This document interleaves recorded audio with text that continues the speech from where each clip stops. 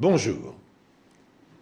Ce nouvel épisode des Enquêtes Impossibles risque de choquer les plus sensibles d'entre vous. Car cette histoire est un voyage sans retour au cœur de la criminalité, une plongée délirante dans les tréfonds de l'âme humaine.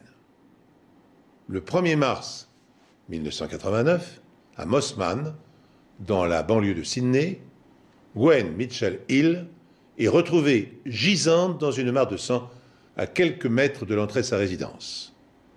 Quand les voisins appellent une ambulance, les blessures qui mutilent la vieille dame laissent présager du pire. Deux femmes âgées ont été sauvagement agressées et dépouillées du maigre contenu de leur portefeuille. Entre ces deux meurtres, un homme âgé lui aussi a été attaqué et laissé pour mort.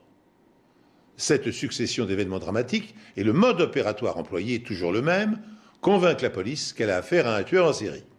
Un meurtrier qui sélectionne ses victimes en fonction de leur âge.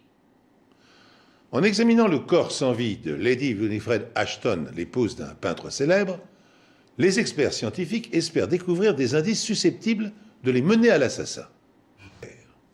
Une voisine de Gwen Mitchell Hill, la première vieille dame agressée, a nettoyé les traces de sang, détruisant involontairement la scène de crime et privant ainsi les enquêteurs d'indices précieux. Fort heureusement, après le second meurtre, les experts de la police scientifique disposent de traces laissées intactes.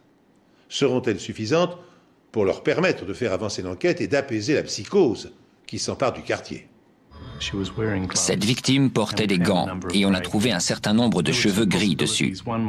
Il y avait deux... Le jeune skater est-il le tueur en série qui terrorise le quartier? Pour s'en assurer, la police cherche activement sa trace, mais le garçon et sa planche à roulettes demeurent introuvables. Attend-il que la vigilance policière se relâche pour frapper à nouveau, ou n'est-il en rien impliqué dans les crimes?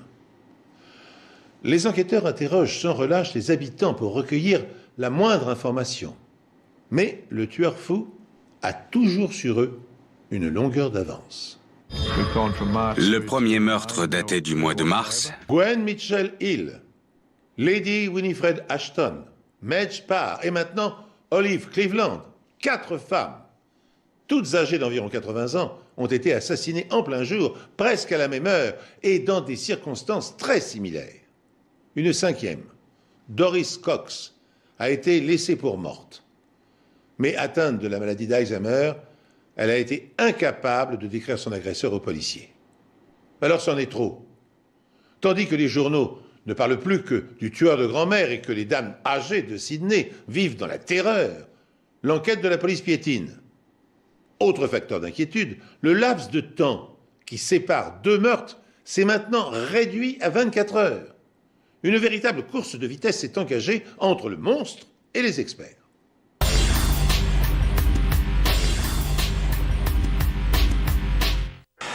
Ce serait pas génial, ça? Un homme corpulent aux cheveux gris, la soixantaine, parcourant les rues de Mosman et commettant des meurtres. Qui le suspecterait? Grâce à l'empreinte de chaussures trouvée dans l'appartement de Muriel Faulkner et les cheveux gris abandonnés sur le gant de la seconde victime, les policiers abandonnent l'idée que le tueur de grand-mère puisse être un lycéen. Pensant avoir plutôt affaire à un homme d'âge mûr, ils quadrillent North Shore et interrogent quiconque aurait aperçu un suspect à proximité des scènes de crime. Bientôt, les témoignages qu'ils recueillent leur glacent le sang. Tout porte à croire que le tueur de grand-mère est maintenant identifié. La tentative de suicide de John Glover et la lettre avec ces mots « Fini les vieilles dames » qu'il a laissées constituent un aveu qui, en France, par exemple, suffirait à le faire arrêter. Mais les procédures judiciaires anglo-saxonnes obligent procureurs et policiers à fournir au tribunal des preuves concrètes de culpabilité. Or, le livreur nie être impliqué, bien sûr, dans les agressions. C'est pourquoi, alors que nombre d'indices le désignent, les enquêteurs poursuivent leur investigation. La tentative de le prendre en flagrant délit ayant échoué, les policiers décident de faire le tour des maisons de retraite. Ils espèrent pouvoir lier Glover à des agressions sexuelles non déclarées. En n'intervenant pas par excès de prudence, les policiers n'ont pas pu empêcher Glover de commettre un 6e crime. Le temps presse. Pour mettre un terme à l'hécatombe et neutraliser définitivement le monstre, les experts perquisitionnent son domicile et sa voiture.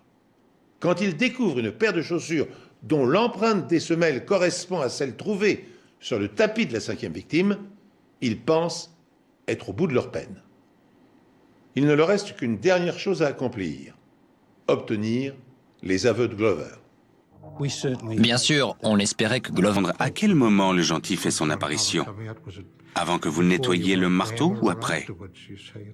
Ces déclarations étaient tellement confuses.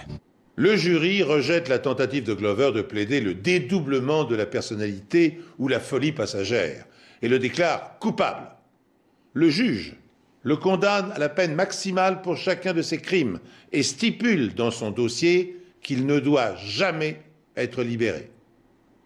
Une façon d'assurer à la société que le tueur de grand-mère ne sera plus jamais en mesure de récidiver.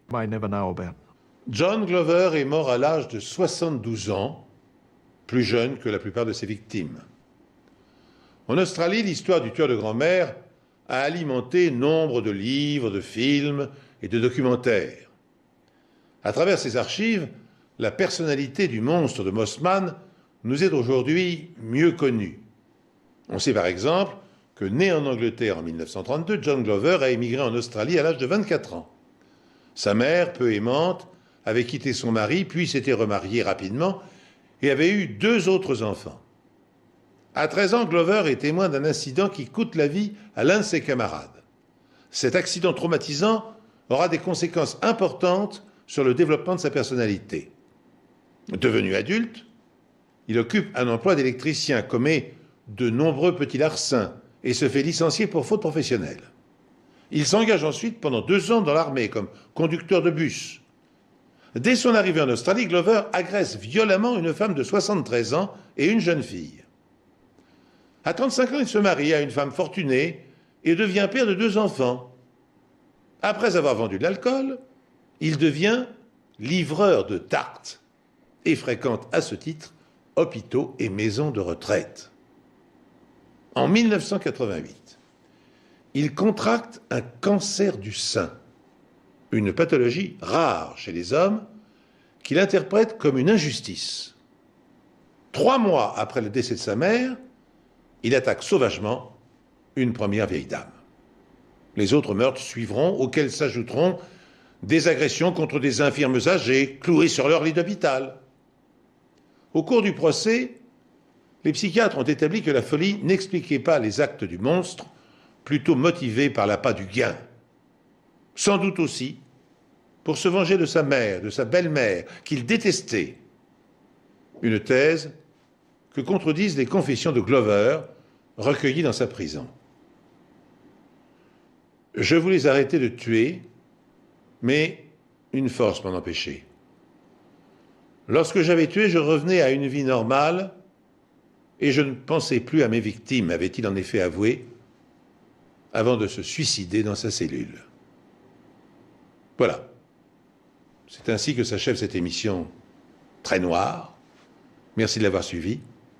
Je vous retrouve prochainement pour un autre épisode des Enquêtes Impossibles.